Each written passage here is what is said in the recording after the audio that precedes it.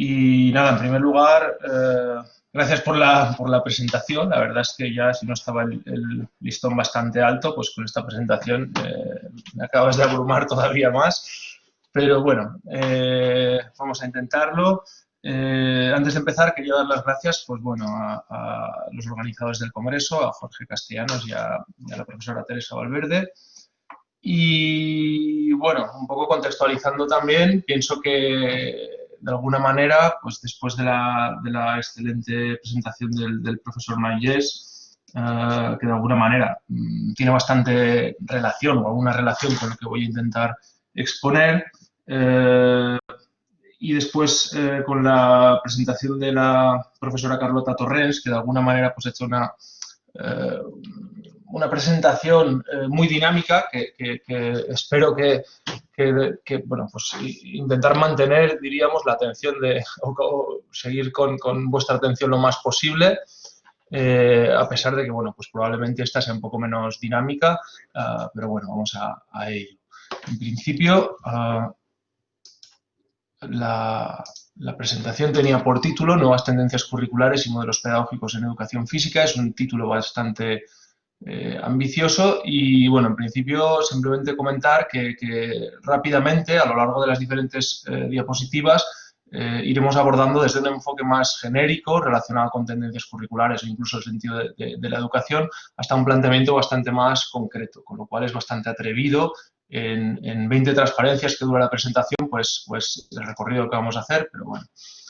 De entrada, os comparto una primera diapositiva con una serie de preguntas muy genéricas. Yo, como has dicho en la presentación, me dedico a la formación de docente, a la formación inicial docente, fundamentalmente donde imparto docencia es en los grados de maestro y en el máster de educación secundaria. Y una de las primeras transparencias con las que suelo empezar mis clases es esta que tenemos en pantalla, con formatos diferentes cada año, la vamos modificando, etcétera, pero en principio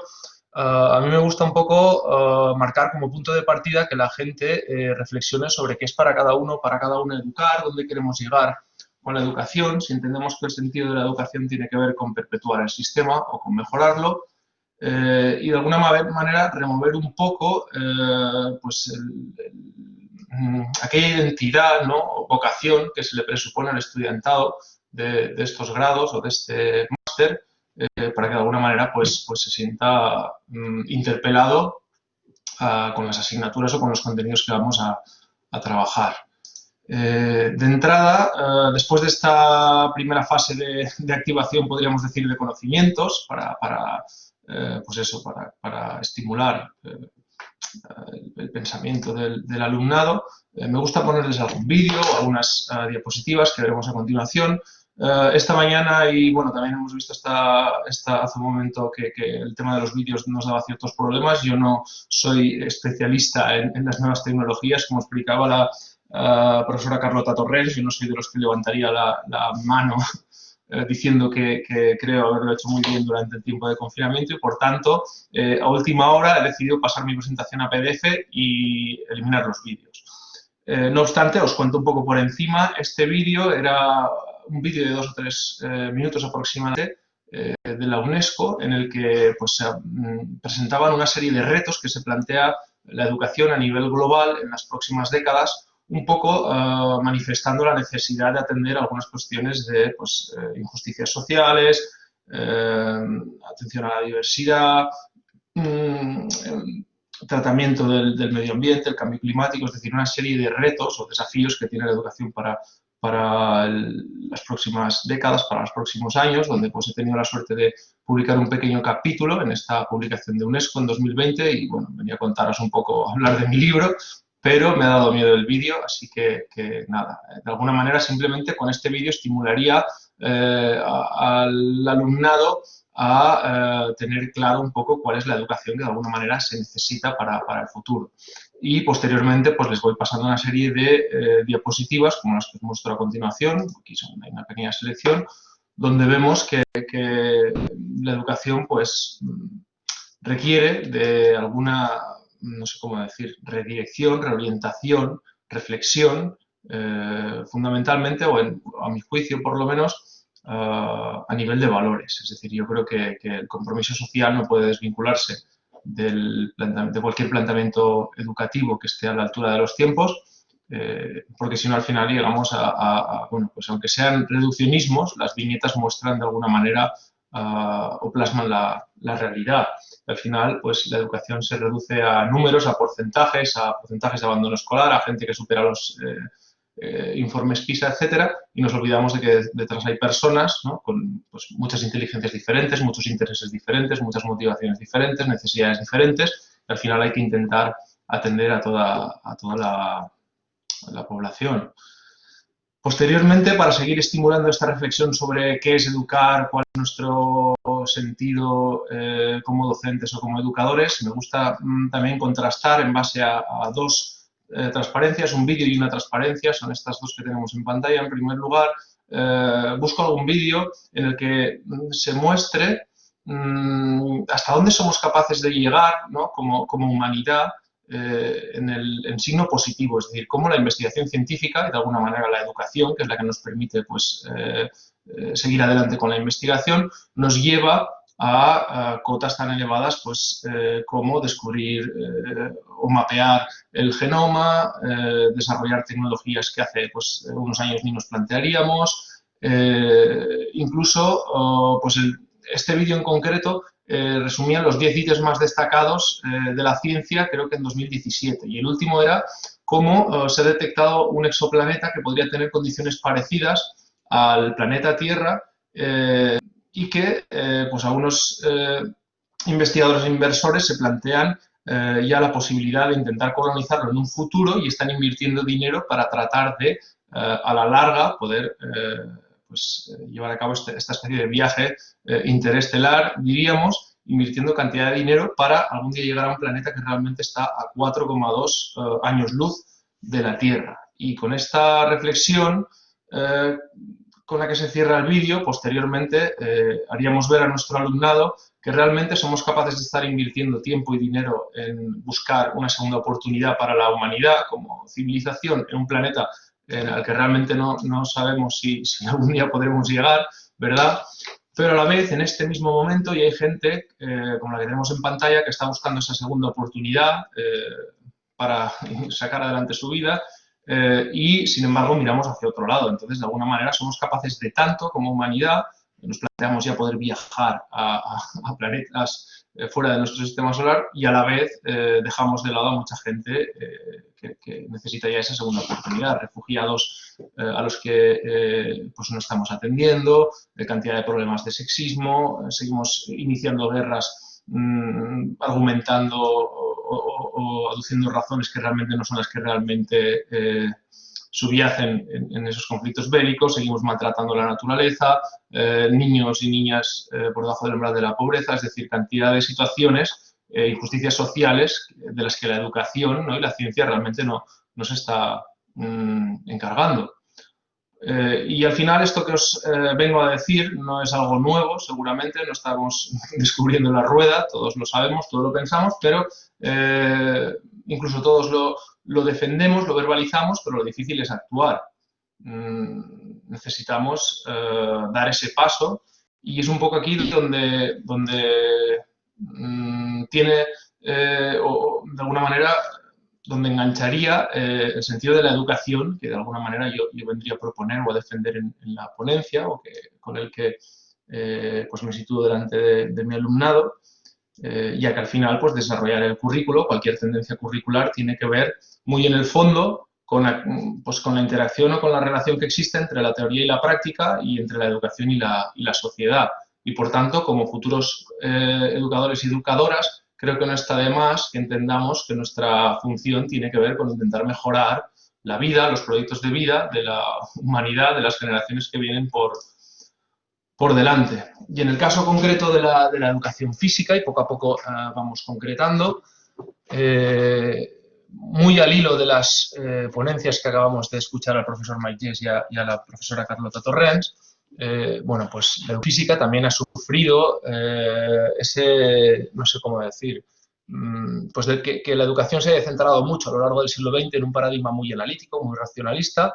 y cognitivista, y por tanto se ha visto marginalizada o ha estado al margen, ¿no?, de los sistemas educativos. Ha tenido algunos intentos de defender desde el mismo planteamiento, podríamos decir, el valor de la razón práctica o del conocimiento práctico, autores como Carr, Arnold, Mekin, etc. También ha habido tentativas de pues defender el valor educativo de la educación física a través de los valores del deporte, y poco a poco ha ido emergiendo la idea, como comentaba el profesor Jess en la respuesta a la última pregunta, de que la educación física al final pues, atiende diferentes dominios y no únicamente a la parte física o de desarrollo físico, sino que al final existe un componente emocional, un componente social, etcétera, etcétera, que de alguna manera queda dentro del paraguas de lo que actualmente pues, diríamos la ola de la physical literacy nos trae consigo, y que se concreta en los modelos pedagógicos, con esa práctica basada en modelos que está ahora pues, en fase emergente o en eclosión y de gran actualidad. Y es en este contexto donde pues bueno, vamos centrando un poco más la ponencia. Un modelo pedagógico, al final, es una forma de estructurar el proceso de enseñanza-aprendizaje construido sobre la confluencia entre el contexto, es decir, incluye o tiene en cuenta el contexto, los contenidos de la materia y las características, expectativas y comportamientos tanto del alumnado como del profesorado. Algunos ejemplos de modelos pedagógicos para aterrizar un poco todo lo que estoy planteando, pues son el aprendizaje cooperativo, Sport Education, Tactical Games, bueno, una serie de modelos pedagógicos que en educación física pues ya se han venido planteando y justificando de alguna manera con investigación científica que los respalda, con prácticas analizadas, etc. Y es en este contexto de los modelos pedagógicos, donde dando respuesta a toda la primera parte de la ponencia que exige un enfoque de compromiso social a los nuevos o a las nuevas tendencias curriculares en educación física, pues yo vendría a defender el aprendizaje-servicio como modelo pedagógico que de alguna manera no permite que el compromiso social y el éxito académico pues vayan desligados, ¿no? Algo que otros planteamientos sí tienen en cuenta. Desde luego el enfoque racionalista que ha tenido o que tiene la educación se desvincula en muchas ocasiones del compromiso social o del trabajo de valores. El aprendizaje-servicio aúna necesariamente el compromiso social con el éxito académico y da esa respuesta o nos permite realmente actuar como docentes ante la injusticia social y dar un sentido pues, de activismo, podríamos decir, a la educación, planteándose como una forma de materializar o de operativizar, diríamos, el discurso crítico o las pedagogías transformadoras de manera concreta en contextos locales y reales. El aprendizaje-servicio se define, por tanto, o podría definirse como un modelo pedagógico que sitúa el proceso de enseñanza-aprendizaje o lo instala en el espacio o en el escenario de una necesidad social o de una injusticia social, de manera que el alumnado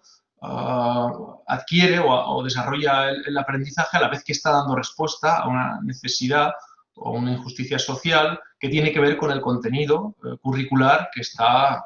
trabajando. De todas formas, ya sé que voy muy deprisa, a mucha gente les sonará y les sabrá poco esta definición y para mucha gente lo habré explicado muy deprisa. En todo caso, luego tendremos ocasión de concretar más en la ronda de preguntas, si queréis. Cualquier proyecto de aprendizaje-servicio debería contar como mínimo para poder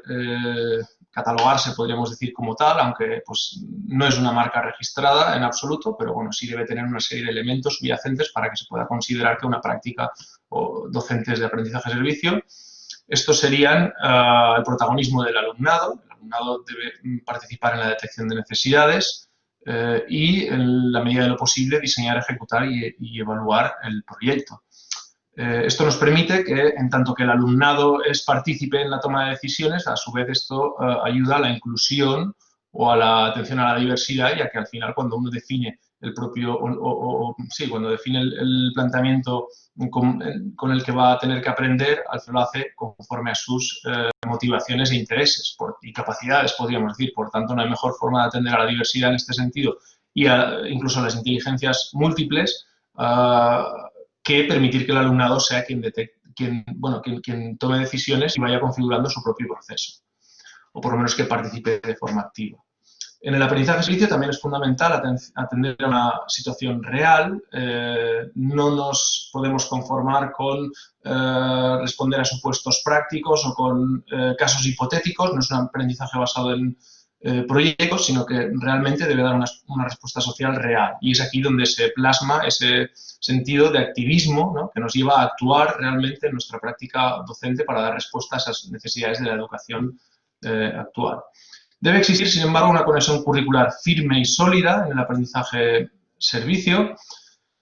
Esto significa que no podemos decir que si hacemos, no sé, una plantación del día del árbol o un banco de donación de alimentos o de sangre, etcétera, etcétera, si no existe una vinculación clara con el currículum y con los contenidos del currículum,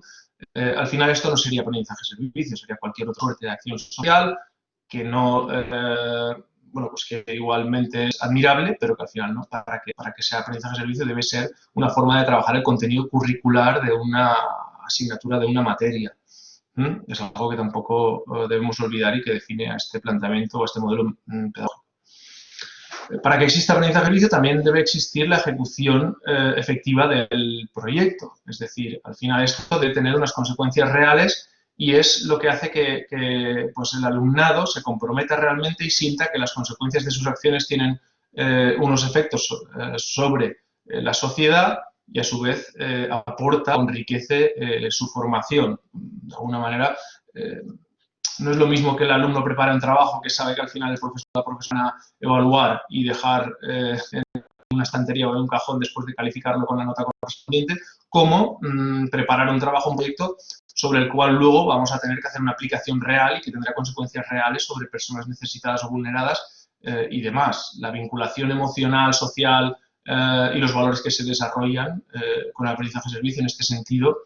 pues son ampliamente superiores. Y por último, como cualquier planteamiento de aprendizaje experiencial, es necesario que exista un proceso sólido de reflexión, ya que si no se reflexiona sobre lo que se va aprendiendo sobre la experiencia, muchos aprendizajes al final pues no se interiorizan. Muy rápidamente defino las fases que nos podrían llevar a diseñar y aplicar un proyecto de aprendizaje-servicio, por si alguien tiene interés, y a la larga entiendo que si alguien tiene de verdad intención de aplicarlo, pues bueno, tendrá opción, imagino, de contactar y profundizar o bueno, obviamente con esta presentación pues no vamos a tener información suficiente, pero sí por lo menos me gustaría que nos hiciéramos una idea de cómo quien quiera puede aplicar o diseñar un proyecto de aprendizaje-servicio.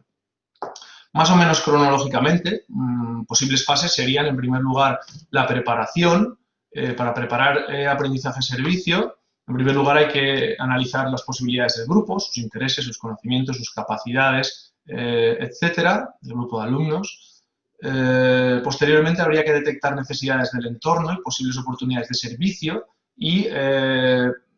conectarlas o vincularlas con el currículum de la materia que vamos a trabajar. Es decir, tengo que conocer cuáles son las posibilidades y las motivaciones de mi alumnado, tengo que conocer bien la materia en la que estoy aplicando el proyecto y tengo que tratar de detectar necesidades del entorno que susceptibles de ser trabajadas mediante un proyecto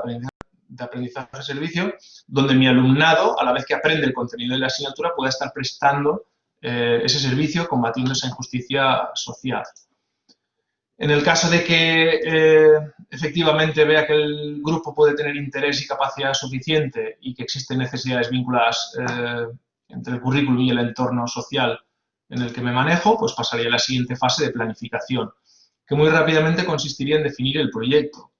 Y esta definición constaría de dos ejercicios clave, ¿no? Definir los objetivos de aprendizaje, es decir, qué vamos a aprender con este proyecto. De alguna manera, revisar la programación en la guía docente y determinar qué competencias, qué contenidos, qué objetivos vamos a trabajar mediante este modelo pedagógico y, posteriormente, definir objetivos de servicio. Y esta definición de los objetivos de servicio, a su vez, tendría que estar compartida, podríamos decir, o tendría que contar también con la voz de los autores del servicio, ¿de acuerdo? De manera que, poco a poco, definamos estos objetivos y, al final, podamos constatar si hemos cumplido o no lo que nos planteábamos, tanto a nivel de aprendizaje como de servicio. Una vez tenemos definidas la parte de aprendizaje y la parte de servicio, pues llegaría el momento de organizar tareas, agrupaciones, temporalización, distribuir roles entre el alumnado. De alguna manera sería ver quién hace qué y cuándo lo vamos haciendo y ir temporalizando diferentes tareas que todas juntas pues compondrían, ¿no?, la planificación del proyecto. Y una vez está planificado, lo ejecutaríamos. En función de la naturaleza del trabajo, puede ser en el aula o puede ser al exterior, ¿de acuerdo?, en conexión con los agentes sociales y el colectivo vulnerado sobre el que vayamos a trabajar. Y a su vez habría que establecer diferentes procesos de reflexión sobre los aprendizajes, es decir, tendríamos que determinar cómo vamos a reflexionar, sobre qué puntos vamos a reflexionar, qué estrategias o instrumentos vamos a utilizar, etcétera, etcétera. Y finalmente llegaría el momento de la evaluación. En este caso, muy brevemente os cuento alguna pincelada y veo que en el Congreso, un par de ponencias más abajo, tenemos a la profesora María Luisa Santos Pastor de la UAM, que es especialista en aprendizaje-servicio en educación superior y más específicamente en evaluación formativa y aprendizaje-servicio. Por tanto, entiendo que su presentación será mucho más profunda en este sentido. Yo simplemente dejo dos pinceladas. Cuando evaluamos aprendizaje-servicio, de alguna manera podemos hacerlo a tres niveles. En primer lugar, podemos evaluar la eficacia, que no sería más que constatar si se consiguieron los objetivos, tanto en términos de aprendizaje como de servicio. Sería, diríamos, el nivel básico. Cualquier proyecto tiene que evaluar este enfoque. Después podríamos evaluar la eficiencia, que tendría que ver el grado en el que se optimizan más o menos los recursos del proyecto, ver si estamos enfocando bien las energías, si estamos obteniendo los resultados. De alguna manera sería como evaluar el proceso. Y finalmente tendría sentido evaluar la funcionalidad. La funcionalidad tendría que ver con la evaluación general, dando voz al colectivo receptor, a la sociedad en general, y que de alguna manera ellos nos digan si más allá del aprendizaje obtenido del proyecto a nivel interno, visto como modelo pedagógico, a nivel social ese proyecto ha tenido sentido y ha respondido a las expectativas. Y hasta aquí la presentación. Pido disculpas porque soy consciente de que he ido muy deprisa, he intentado ajustarme al tiempo, creo que son las 5 y 1 minuto en este momento y bueno, como tenemos turno de preguntas, pues estoy dispuesto a cualquier cuestión que tengáis a bien realizar y gracias por la atención. Muchísimas gracias,